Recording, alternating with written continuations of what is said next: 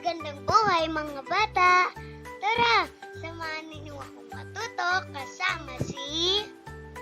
Teacher Aika, your online teacher. Please don't forget to subscribe, like, share, and hit the notification bell for more videos. Thank you! Revised K-12 Curriculum, GMRC Grade 5, Quarter 2, Lesson 6. Ang ating aralin ngayong araw ay tungkol sa sama-samang pasasalamat sa pananampalataya. Muli, ako si Teacher Aika, ang inyong online teacher. Simulan na natin. Mga kasanayan at layunin. Una, nakapagsasanay sa pagiging mapagpasalamat sa pamamagitan ng pagbibigay halaga at pag-iingat sa mga biyayang natatanggap ng pamilya. A. Nakakakilala ng mga paraan ng pasasalamat sa Diyos sa mga biyayang natatanggap ng pamilya.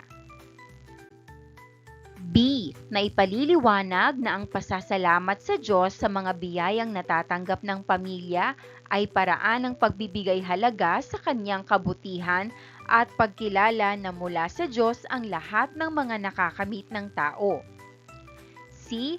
Na isa sa kilos ang mga sariling paraan ng pasasalamat sa Diyos sa mga biyayang natatanggap ng pamilya. Unang araw. Magkaroon muna tayo ng maikling balik-aral. A. Panuto, alamin ang salitang maglalarawan sa dalawang larawan o icon sa bawat bilang. Gamiting gabay ang mga kahon na pagsusulatan ng bawat letra upang mabuo ang hinahanap na salita. Number 1. Sagot, pamilya. Pamilya. Number 2. Sagot, panalangin. Panalangin. Number 3. Sagot, pag-ibig. Pag-ibig.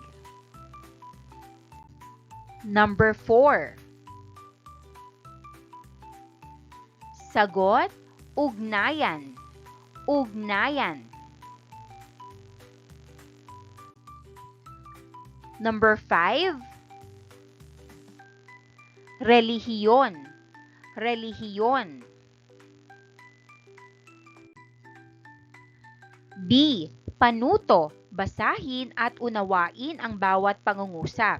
Iguhit ang check kung ito ay nagsasaad ng kawastuhan at X naman kung hindi. Number 1. Ang panalangin ay ginagawa lamang kung may mga bagay na nais hilingin o makamit. Sagot, X. Number 2. Ang kabutihan at pagmamahalan ang pangunahing layunin na nais ituro sa pananampalataya. Sagot, check. Number 3. Ang suporta at pagmamahal ng pamilya ay hindi nakakatulong sa paglago ng pananampalataya ng bawat miyembro. Sagot, X. Number 4. Ang pagdarasal bilang isang pamilya ay maaaring maging pagkakataon para sa mga miyembro ng pamilya na magkasama-sama at magkaroon ng panahon ng pag-uusap at pagtutulungan. Sagot, check. Number 5.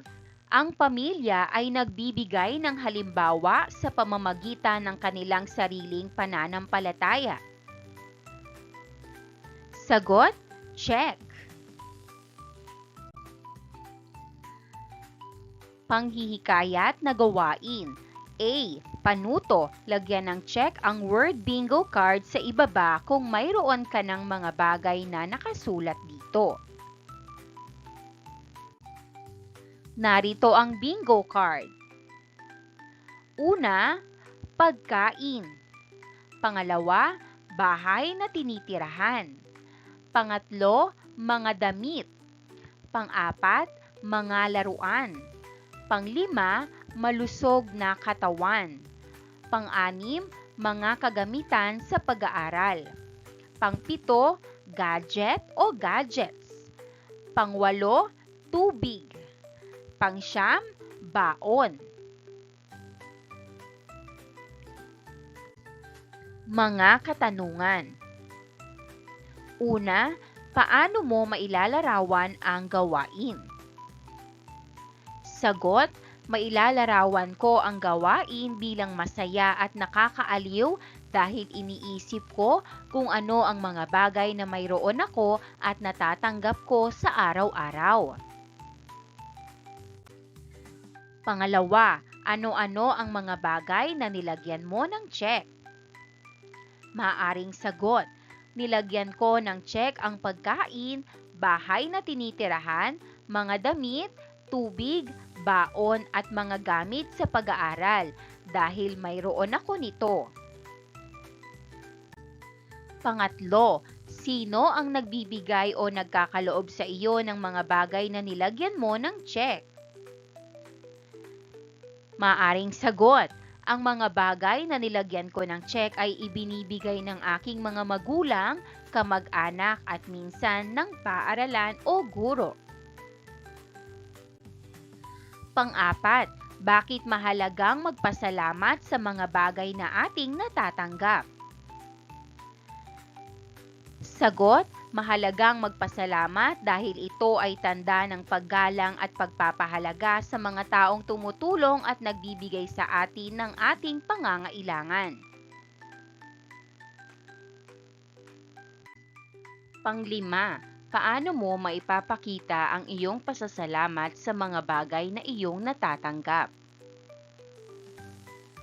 Sagot, maipapakita ko ang aking pasasalamat sa pamamagitan ng pag-aaral ng mabuti, paggamit ng maayos ng mga bagay na ibinigay at pagsasabi ng salamat sa mga taong nagbibigay sa akin. B. Panuto. Basahin at unawain ang maikling kwento sa ibaba.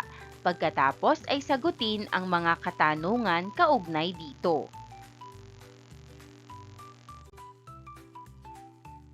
Hala, nasaan ako?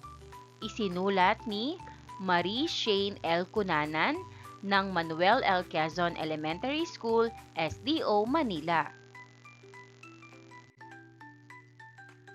Isang araw sa probinsya ng Bohol nakatira ang pamilya Morales. Si Vito ay nag-iisang anak ni Nanay Vina at Tatay Vincent. Sila ay mula sa marangyang pamilya. Ngunit si Vito ay mahilig sa mga mamahaling bagay at mapili sa kanyang pagkain. At tuwing papasok si Vito sa paaralan, kanyang kinukutya ang kanyang kamag-aral na si Sancho sa kadahilanang si Sancho ay isang kapuspalad. Isang gabi, si Vito ay nanaginip at tila nagkapalit sila ni Sancho. Siya ay napunta sa pamilya ni Sancho, kung saan limitado lamang ang mga pangunahing pangangailangan ng pamilya tulad ng pagkain at damit, at nakatira lamang sa maliit na tahanan sa tabi ng ilog. Napakalaki ng pagkakaiba sa tahanan na mayroon sila Vito, pati na rin sa mga pagkain na inihahanda ng kanyang pamilya. Hala, nasaan ako? Ayoko rito, gusto kong bumalik sa aming tahanan, wika ni Vito sa kanyang sarili. Hanggang sa narinig niya ang pag-uusap ng mga magulang ni Sancho. Wala na tayong bigas at ulam, sabi ng ina ni Sancho. Umutang ka na lang muna sa tindahan pati ng isang biskwit na babaunin ni Sancho. Sabihin mo na babayaran natin ito agad pagdating ng sahod. Sagot ng ama ni Sancho. Pagkatapos niya itong marinig, napansin niya rin ang lumang-luma na uniforme ni Sancho at ang sapatos nito na pudpud na nakalagay sa gilid ng kanilang tahanan. malayong-malayo sa kanyang mga gamit na inihahanda ng kanyang mga magulang. Sa oras na iyon, nalungkot at nagsisi si Vito sa kanyang mga pangkukutya kay Sancho. Naisip niya na mali ang asarin at pagtawanan ang kamag-aral. Makalipas ang ilang oras, nagising na si Vito sa kanyang pagtulog. Lumabas agad siya ng kanyang kwarto at niyakap agad ang kanyang ama at ina. Ikinuwento ni Vito ang kanyang panaginip sa kanyang mga magulang. Ang sagot ng kanyang ina sa kanyang kwento ay, "Kaya Vito anak, ikaw dapat ay nagpapasalamat sa mga biyayang ating natatanggap, tulad ng sapat na pagkain para sa ating pamilya, marangyang tirahan at maayos na kasuotan, dahil hindi lahat ng tao ay nakakaranas nito." Sumagot si Vito, "Opo inay, simula ngayon ay hindi na ako magiging mapili sa pagkain at hindi na ako palaging magpapabili ng bagong gadgets."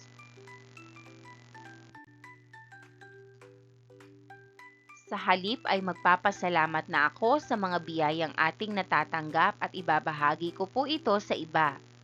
Nagbilin din ng kanyang tatay, Vincent. "Tama iyan anak, at huwag mo ring kalilimutang magdasal sa ating Panginoon," at sabay-sabay na silang kumain ng kanilang agahan. Pagpasok sa paaralan, nakita ni Vito ang kanyang kamag-aral na si Sancho na nagbabasa. Ngumiti ito sa kanya at siya ay ngumiti rin pabalik. Narito ang mga katanungan tungkol sa binasa nating kwento. Una, sino-sino ang tauhan sa kwento? Sagot, ang mga tauhan sa kwento ay sina Vito, Sancho, Nanay Vina, Tatay Vincent at ang mga magulang ni Sancho. Pangalawa, ano ang nangyari kay Vito? Sagot, si Vito ay nanaginip na parang siya si Sancho at naranasan niya ang hirap ng buhay ng pamilya ni Sancho, kaya siya nagsisi sa pangungutya sa kanyang kamag-aral. Pangatlo, ano-ano ang mga napansing pagkakaiba ni Vito sa pamilya nila at sa pamilya nila Sancho? Sagot, napansin ni Vito na ang pamilya nila Sancho ay limitado ang pagkain at maliit ang bahay, luma ang mga gamit at damit, samantalang ang kanyang pamilya ay marangya, malaki ang tirahan at bago ang mga gamit. Pang-apat, kung ikaw si Vito, ano ang nararapat mong gawin sa mga biyayang natatanggap ng inyong pamilya? Sagot, kung ako si Vito, magpapasalamat ako sa mga biyayang natatanggap ng aming pamilya at ibabahagi ko ang sobra sa mga nangangailangan. Panglima, anong aral ang nais iparating sa mga mambabasa ng maikling kwento? Sagot, ang aral ng kwento ay dapat tayong magpasalamat sa mga biyayang ating natatanggap. Huwag manghamak ng kapwa at matutong tumulong sa mga nangangailangan. Paglinang sa kahalagahan sa pagkatuto sa aralin. Ang pasasalamat sa mga biyayang natatanggap ay isang mahalagang katangian na dapat taglayin ng bawat isa. Sa bawat biyayang ating natatanggap, nararapat lamang na tayo ay magpahayag ng pasasalamat. Hindi lamang sa mga tao na nagbigay sa atin, kundi pati na rin sa Diyos na nagkaloob nito upang makapamuhay tayo ng matiwasay at masaya. Sa pamamagitan ng pagpapahayag ng pasasalamat, ipinapakita natin ang ating pagpapahalaga at pagkilala sa kabutihan ng ating kapwa at ng kinikilala nating lumikha. Sa aklat na The Psychology of Gratitude na isinulat ni Emmons R.A. and McCullough M.E., binibigyang diin ang kahalagahan ng pagiging mapagpasalamat at ang mga epekto nito sa kagalingan ng tao. Ayon sa kanilang pananaw, ang gratitude o pagiging mapagpasalamat ay ang pagkilala at pagpapahalaga sa mga biyayang natatanggap mula sa iba. Kasama na rin ang pagpapahalaga sa kabutihan ng iba at pagpapahayag ng pasasalamat sa mga ito. Ayon naman sa pananaliksik ni McCullough, Kilpatrick, Emmons at Larson na "Is gratitude a moral effect?" Ang pagiging mapagpasalamat ay hindi lamang isang emosyon o disposisyon sa buhay, kundi ito din ay pagpapakita na ang pagiging mapagpasalamat ay may malalim na ugnayan sa pagiging mabuting tao at sa pagtukoy sa kabutihan sa kapwa. Paghawan ng bokabularyo sa nilalaman ng aralin. Panuto, gumawa ng word die sa tulong ng pattern sa ibaba. Pagkatapos, isulat sa bawat muka ng dice ang mga salita o pariralang may kaugnayan sa salitang salamat. Maghanda sa pakikipaglaro sa mga kamag-aral gamit ang nabuong word dice at sasabihin sa isang kamag-aral ang salitang lalabas sa bawat pag-ikot ng dice. Kaugnay na paksa bilang isa, mga pagpapala ng Diyos at mga paraan ng pasasalamat sa Diyos bilang isang pamilya. Ikalawang araw. Pagproseso ng pag-unawa. Panuto, pumili ng larawan ng inyong pamilya o ang mga itinuturing mong pamilya at idikit ito sa baba. Ang pagtanggap ng biyaya mula sa Diyos ay maaaring tukuyin sa maraming paraan at ito ay depende sa pananaw at paniniwala ng bawat pamilya. Narito ang ilang mga karaniwang biyayang kinikilala ng maraming pamilya bilang regalo mula sa Diyos. Kalusugan, pagkakaroon ng sapat na pagkain, kapamilya at mga kaibigan, edukasyon, kapayapaan at kaligtasan, trabaho at kabuhayan. Sa huli, ang pagtanggap ng mga biyayang ito ay dapat na pinagpapasalamat at pinahahalagahan bilang regalo mula sa Diyos. Ito ay nagbibigay daan sa pamilya na maging mapagpasalamat at magkaroon ng positibong pananaw sa buhay. Panuto, punan ang blessings map sa ibaba. Isulat ang mga bagay o biyayang natatanggap ng inyong pamilya. Maghanda sa pagbabahagi ng iyong sagot sa buong klase at sa pagsagot sa mga katanungan. Narito ang blessings map na ating sasagutan. Halimbawang sagot: sapat na pagkain araw-araw para sa pamilya. Maayos at ligtas na bahay na tinitirhan. Pagkakataong makapag-aral ang mga anak. Suporta at pagmamahalan ng bawat miyembro ng pamilya. At malusog na pangangatawan at ligtas sa sakit. Mga katanungan. Una, paano mo mailalarawan ang gawain? Maaring sagot, mailalarawan ko ang gawain bilang masaya at makapagpapaalala sa akin ng mga biyayang natatanggap ng aming pamilya, kaya natututo akong magpasalamat. Pangalawa, alin sa mga sinulat mo ang pinakamahalaga sa iyo? Bakit? Maaring sagot, pinakamahalaga sa akin ang pagmamahal at pagkalinga ng pamilya dahil ito ang nagbibigay sa akin ng saya, lakas ng loob at suporta sa lahat ng aking ginagawa. Paglalapat at pag-uugnay. Panuto, matapos mong malaman ang mga biyayang natatanggap ng inyong pamilya, ngayon naman ay ilista sa hagdan ng pasasalamat ang mga gawain na isinasagawa mo o isasagawa mo kasama ang iyong pamilya upang mapasalamatan ang mga biyayang ito. Narito ang hagdan ng pasasalamat. Sagutin natin. Una, magpapasalamat kami sa Diyos sa pamamagitan ng sama-samang panalangin bago kumain at bago matulog. Pangalawa, magbabahagi kami ng sobrang gamit o pagkain sa mga nangangailangan. Pangatlo, tutulong kami sa gawaing bahay upang maipakita ang pagtanaw ng utang na loob sa mga biyaya. Pang-apat, hindi magsasayang ng pagkain, tubig at kuryente para maipakita ang pagpapahalaga sa biyaya. At panglima, lagi naming susuportahan at mamahalin ang isa't isa para maging masaya ang aming pamilya.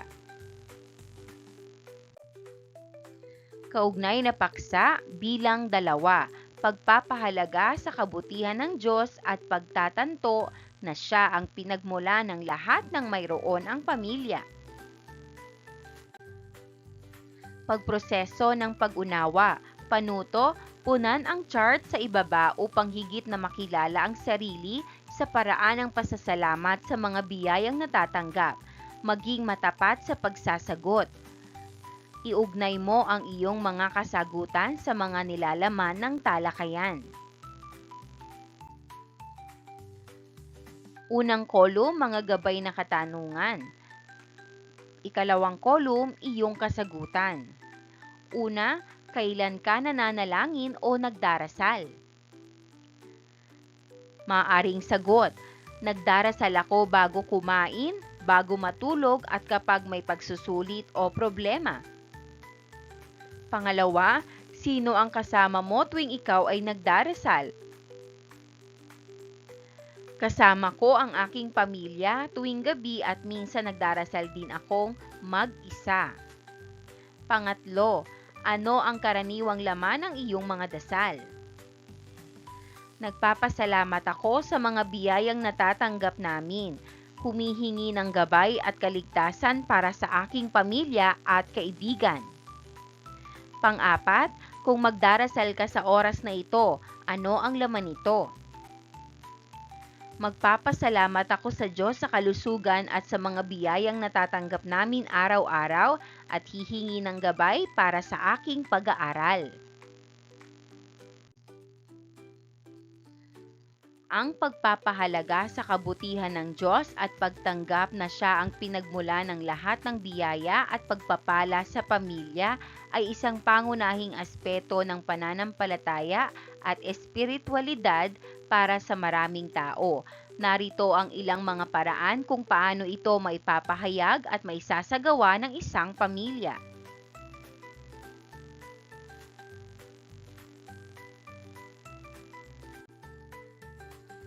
A. Panalangin. Ang pagdarasal bilang isang pamilya ay isang paraan ng pagpapahayag ng pasasalamat at pagkilala sa kabutihan ng Diyos. Sa pamamagitan ng panalangin, ang pamilya ay nagpapahayag ng kanilang pagtitiwala at debosyon sa Diyos bilang pinagmula ng lahat ng biyaya. B. Pag-aaral ng banal na kasulatan. Ang pag-aaral ng banal na kasulatan at iba pang banal na teksto ay nagbibigay daan sa pamilya na mas maunawaan ang mga aral ng Diyos at ang kanyang kabutihan. Ito ay nagpapalalim sa kanilang pananampalataya at pagpapahalaga sa Diyos bilang pinagmulan ng lahat. C. Pagsunod sa mga aral ng Diyos. Ang pagsunod sa mga aral ng Diyos at pagpapakita ng kabutihan sa kapwa ay isang paraan ng pagpapakita ng pasasalamat sa Kanya. Sa pamamagitan ng pagiging mabuti at mapagmahal sa iba, ang pamilya ay nagpapahayag ng kanilang pagpapahalaga sa kabutihan ng Diyos. D. Paglilingkod sa simbahan at sa kapwa. Ang paglilingkod sa simbahan at sa kapwa ay isang paraan ng pagpapahayag ng pasasalamat sa mga biyaya ng ibinibigay ng Diyos. Sa pamamagitan ng pagtulong at pagmamahal sa iba, ang pamilya ay nagpapakita ng kanilang pagtanggap na ang lahat ng biyaya ay galing sa Diyos.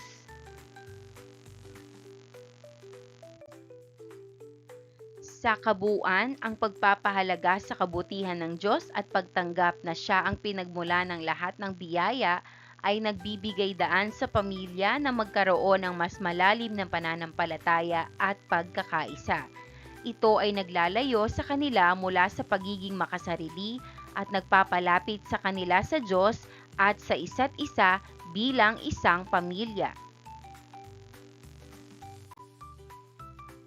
Pinatnubayang pagsasanay, panuto, hatiin sa 3 o 6 na pangkat ang klase. Iata sa bawat pangkat kung anong pamamaraan o estratehiya ang kanilang gagamitin upang maipakita o maipahayag ang mga paraan ng pasasalamat sa mga biyayang natatanggap ng pamilya. Gamiting gabay sa pagbuo ng gawain ang mga pamantayan na nakasaad sa rubrik para sa bawat pamamaraan. Pamamaraan o estratehiya. A. Pagsasadula. Rubrik para sa pagsasadula, nilalaman ng dula 10 puntos, pagganap 5 puntos, kabuuang konsepto 5 puntos. Kabuuan 20 puntos. B. Pag-awit. Rubrik para sa pag-awit, nilalaman ng awitin 10 puntos, tono at melodiya 5 puntos, pagkakasabay-sabay 5 puntos. Kabuuan 20 puntos. C. Pagtula. Rubrik para sa pagtula, nilalaman ng tula 10 puntos, elemento ng tula 5 puntos, pagkakasabay-sabay 5 puntos. Kabuuan 20 puntos. Paglalapat at pag-uugnay. Panuto, gumawa ng sariling biyaya kalendar. Isulat sa bawat araw ang mga biyayang naipagkakaloob sa iyo. Ito ay magiging gabay mo upang maging mapagpasalamat sa bawat biyaya at kabutihang natatanggap. Maging malikhain sa paggawa nito. Maghanda sa pagbabahagi ng iyong sagot sa buong klase. Narito ang halimbawang kalendar o biyaya kalendar.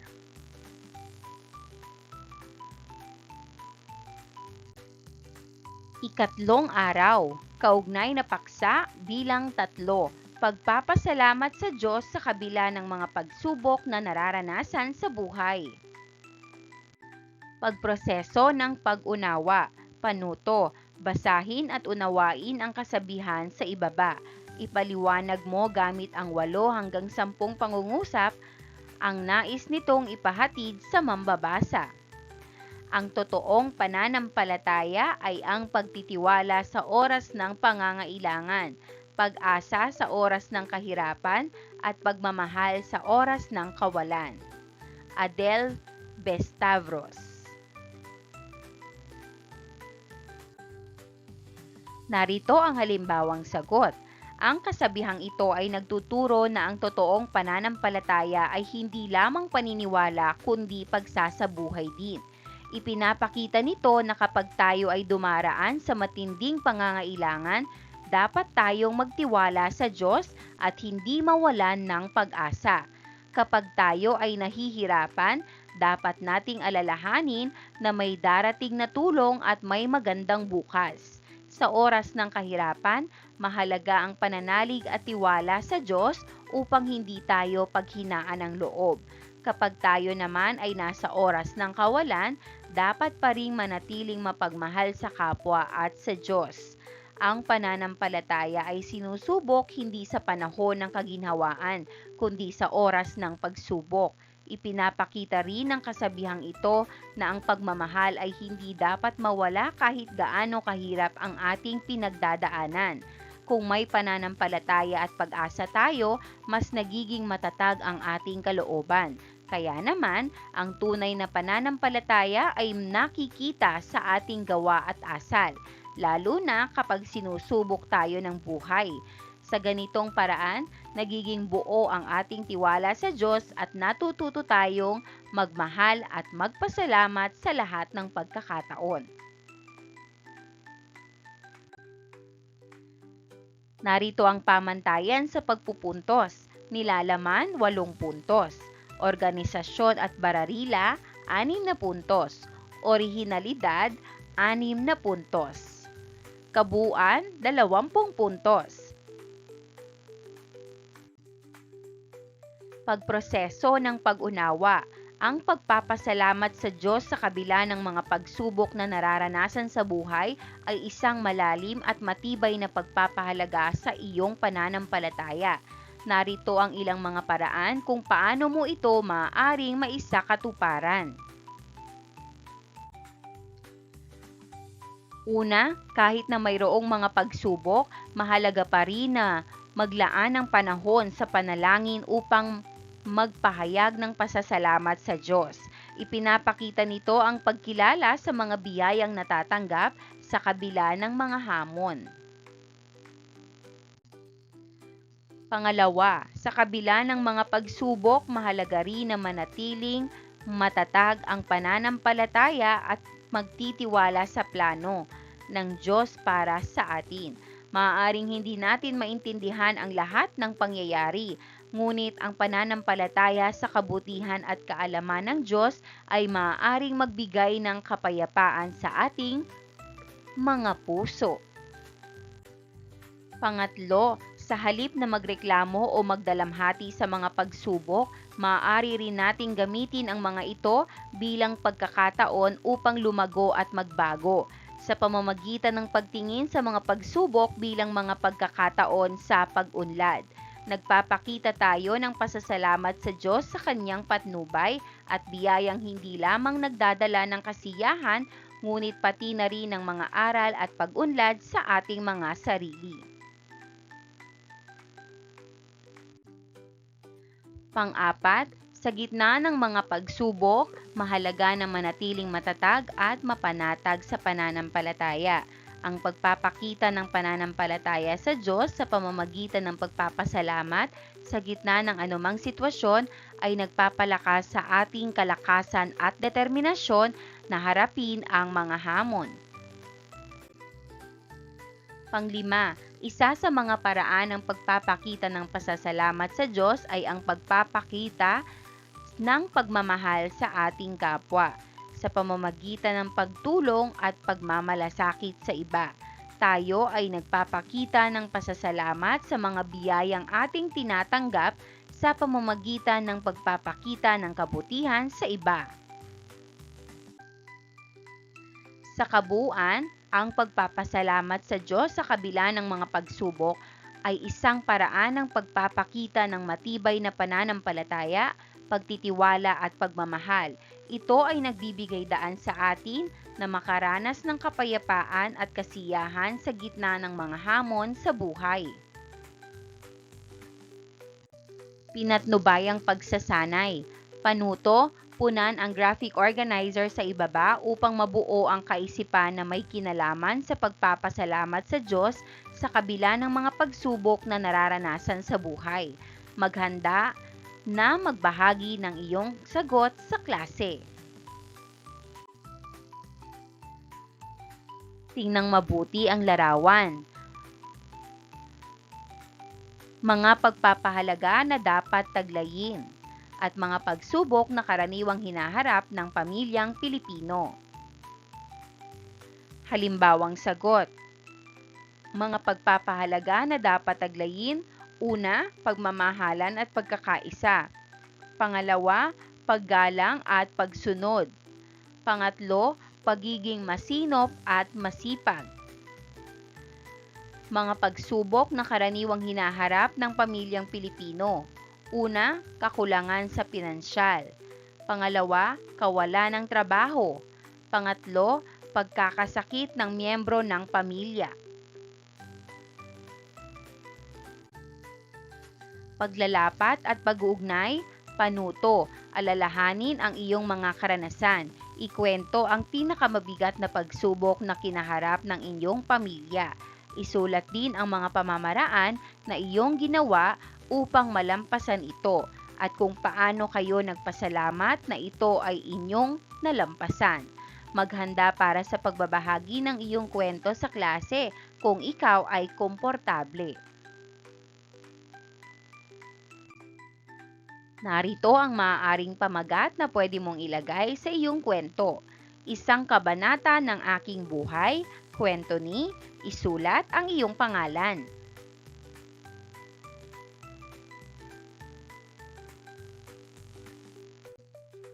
Ika-4 na araw. Pabaong pagkatuto.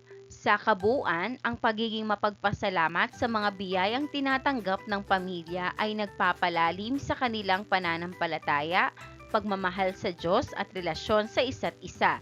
Ito ay nagbibigay ng kaligayahan at kasiyahan sa pamilya habang patuloy nilang pinapahalagahan at pinagpapasalamat ang mga biyaya na kanilang tinatanggap mula sa Diyos. Pagninilay sa pagkatuto. Panuto, gumawa ng 2 liham pasasalamat. Isa para sa iyong magulang o tagapangalaga para sa mga bagay na naibibigay nila sa iyo at ang ikalawa ay para sa Diyos upang pasalamatan naman ang mga biyayang ipinagkakaloob sa inyong pamilya. Ibigay sa iyong mga magulang ang liham na itong nabuo. Ang isang liham naman ay maaari mong ibigay sa pari o pastor ng inyong simbahan. Maaari din na basahin na lamang ang ikalawang liham sa tuwing oras ng inyong panalangin sa Diyos. Narito ang halimbawang format, petsa, mahal kong, patlang, at ang iyong pangalan. Pagsusulit. A. Panuto, basahin at suriin ang bawat pahayag. Isulat ang T sa patlang bago ang bawat bilang kung wasto ang isinasaad nito at M naman kung mali.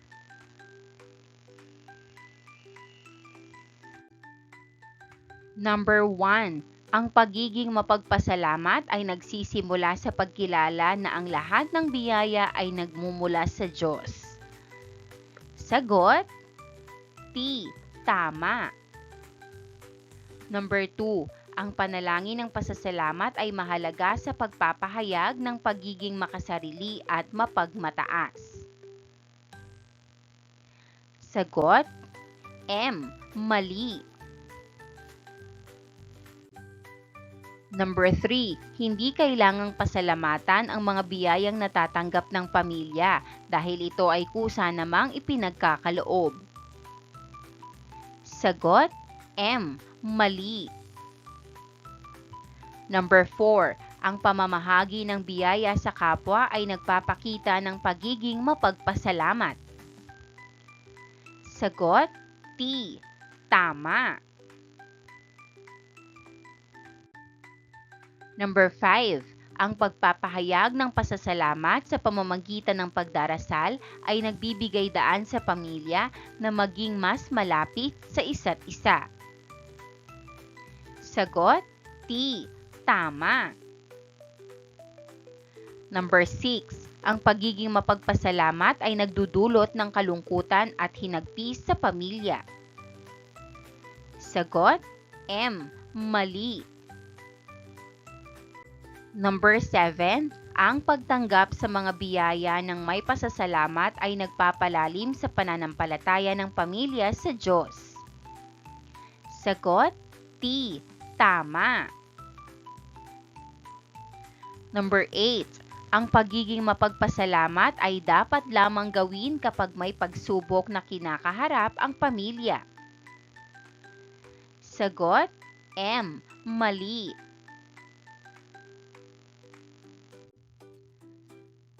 Number 9, kahit may mga pagsubok, mahalaga pa rin na ipakita ng pamilya ang pasasalamat sa mga biyaya ng Diyos. Sagot, T. Tama.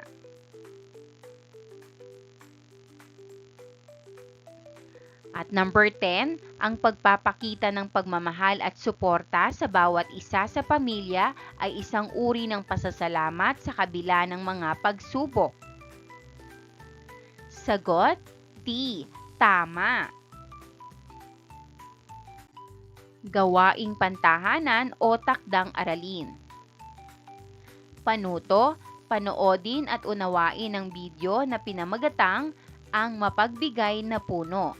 Isulat sa iyong kwaderno o sagutang papel ang aral na nais nitong ipabatid sa mga manonood.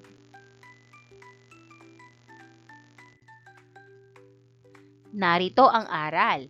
Ang bidyong Ang Mapagbigay na Puno ay nagtuturo na dapat tayong matutong magpasalamat at magbahagi sa kapwa. Ipinapaalala nito na ang tunay na pagmamahal ay nasusukat sa pagiging handang tumulong at magbigay.